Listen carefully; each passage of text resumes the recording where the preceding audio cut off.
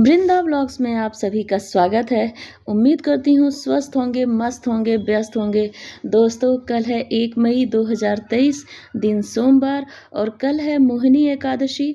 और जो एकादशी का व्रत करते हैं उनके लिए बहुत ही अच्छा दिन है, बहुत ही शुभ मुहूर्त है। सुबह ही स्नान, ध्यान और पवित्र कपड़े पहन के मंदिर की साफ सफाई करके भगवान विष्णु की पूजा होती है और कथा होती है। बाद में विष्णु भगवान की आरती होती है। उसके बाद सारा दिन आप विष्णु भगवान और राधे कृष्ण और कृष्ण कृष्ण का मंत्र जाप कर सकते हैं। और मोहिनी एकादशी बहुत ही अच्छा माना जाता है। और इसके बारे में कहा जाता है कि यह पौराणिक कहानी पढ़ने से सौभाग्य, धन और संतति की प्राप्ति होती है। पौराणिक मान्यताओं के अनुसार मोहिनी एकादशी की कथा महर्षि वशिष्ठ ने प्रभु श्री राम जी से कही थी। धार्मिक ग्रंथों में मोहिनी एकादशी की तिथि अत्यंत शुद्ध तथा पवित्र मानी गई है। इस एकादशी के दिन व्रत उपवास रखने से पूरे वैशाख मास के दान का पुण्य देती है। वैशाख मास की शुक्ल पक्ष की यह एकादशी समस्त पाप और दुखों को नाश करने वाली है तथा सौभाग्य और धन का आशीर्वाद देने वाली मानी गई है। इस व्रत को करने से मनुष्य सब मोह जाल से मुक्त हो जाता है। और मोहिनी एकादशी व्रत की कथा के अनुसार सरस्वती नदी के तट पर भद्रावती नाम की एक नगरी में द्युतिमान नामक चंद्रवंशी राजा राज्य करता था। वहाँ धन धान्य से संपन्न व पुण्यवान धनपाल नामक वैश्य भी रहता है। वह अत्यंत धर्मालु और विष्णु भक्त था। उसने नगर में अनेक भोजनालय, प्याऊ, कुएं, सरोवर, धर्मशाला आदि बनवाए थे। सड़कों पर आम, जामुन, नीम आदि के अनेक वृक्ष भी लगवाए थे। उसके 5 पुत्र थे। पहला का नाम सुमना, सद्बुद्धि, मेधावी, सुकृति और घृत वृष्टि था। और इसमें 5वां पुत्र जो घृत बुद्धि महापापी था, वह पितर आदि को भी मानता था। दुराचारी मनुष्यों की संगति में रहकर जुआ खेलता था और पर स्त्री के साथ भोग विलास करता था तथा मद्य मांस का सेवन करता था। इसी प्रकार अनेक कुकर्मों में वह पिता के धन को नष्ट करता था। इन्हीं कारणों से त्रस्त होकर पिता ने उसे घर से निकाल दिया था। घर से बाहर निकलने के बाद वह गहने कपड़े बेचकर अपना निर्वाह करने लगा।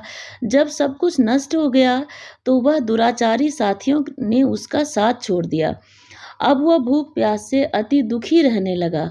कोई सहारा न देख चोरी करना सीख गया।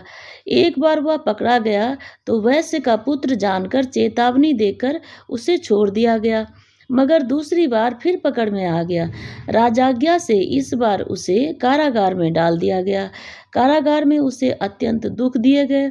बाद में राजा ने उसे नगरी से निकल जाने को कहा। वह नगरी से निकल वन में चला गया। वहाँ वन्य पशु पक्षियों को मारकर खाने लगा। कुछ समय पश्चात वह बहेलिया बन गया और धनुष बाण लेकर पशु पक्षियों को मारकर खाने लगा। एक दिन भूख प्यास से व्यथित होकर वह खाने की तलाश में घूमता हुआ कौंडिन्य ऋषि के आश्रम में पहुंच गया। उस समय वैशाख मास था और ऋषि गंगा स्नान कर आ रहे थे। उनके भीगे वस्त्रों के छींटे उस पर पड़ने से उसे कुछ सद्बुद्धि प्राप्त हुई। वह कौंडिन्य मुनि से हाथ जोड़कर कहने लगा कि हे मुने, मैंने जीवन में बहुत पाप किए हैं। आप इन पापों से छूटने का कोई साधारण सा उपाय बताइए। उसके दीन वचन सुनकर मुनि ने प्रसन्न होकर कहा कि तुम वैशाख शुक्ल पक्ष की मोहिनी एकादशी नामक व्रत करो, इससे समस्त पाप नष्ट हो जाएंगे। मुनि के वचन सुनकर वह अत्यंत प्रसन्न हुआ। उसके द्वारा बताई गई विधि के अनुसार व्रत किया। इस व्रत के प्रभाव से उसके सब पाप नष्ट हो गए और अंत में वह गरुड़ पर बैठकर विष्णु लोक को गया। अतः इस व्रत से मोह आदि सब नष्ट हो जाते हैं। संसार में इस व्रत से श्रेष्ठ कोई व्रत नहीं है। इसके महात्म को पढ़ने से अथवा सुनने से 1000 गोदान का फल प्राप्त होता है। इस एकादशी की कथा वैशाख मास के दान का पुण्य देने में सक्षम है। अतः हर मनुष्य को यह व्रत अवश्य करना चाहिए तथा कथा पढ़ना चाहिए। दोस्तों, कथा के बाद सारा दिन कृष्ण हरे कृष्ण का मंत्र का जाप और भजन कीर्तन करना चाहिए। अगर हो सके तो रात्रि में जागरण करना चाहिए। इसके बाद 2 मई यानी दिन मंगलवार को सुबह प्रातः 7 बजे से 9 बजे के बीच इस व्रत का पारण है। तो इसमें पारण करना चाहिए और अपने यथाशक्ति अनुसार पंडित को दान दक्षिणा भी देना चाहिए।